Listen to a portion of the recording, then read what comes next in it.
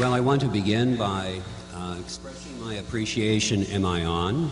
Okay, expressing my appreciation for you all being here tonight. It says something about how seriously you are taking your own Christian walk that you would spend a Monday evening this way.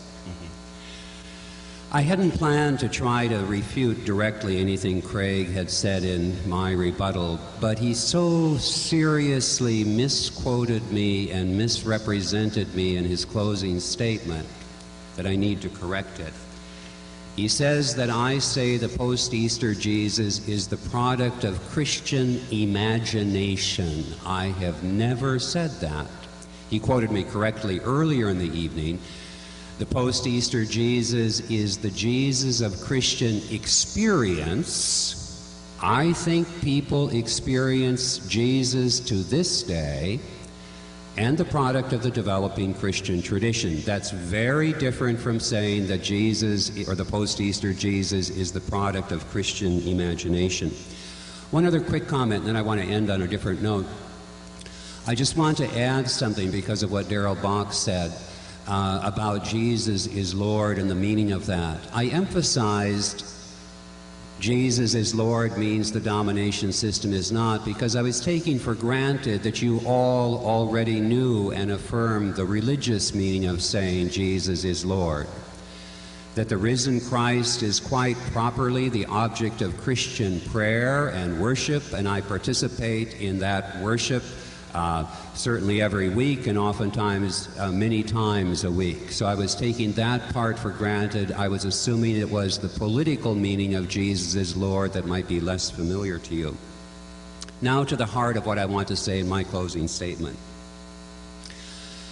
And I want to take the risk of quoting something to you from a novel. It's from P.D. James' most recent novel, Death in Holy Orders. P.D. James, an English detective novelist.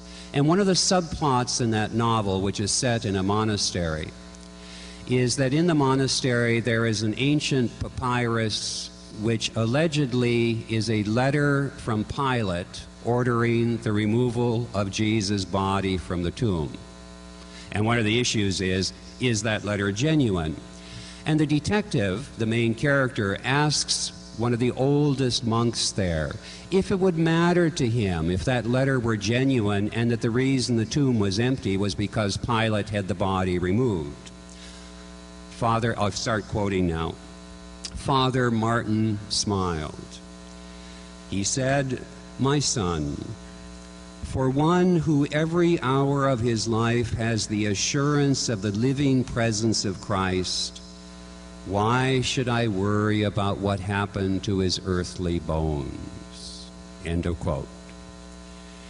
It's basically what I'm trying to suggest to you tonight. I think to argue that the Christian faith depends upon the historicity of the empty tomb is an enormous distraction.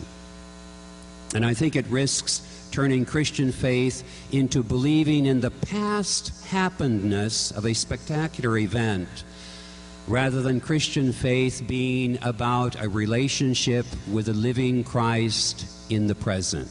That's what matters. Last comment.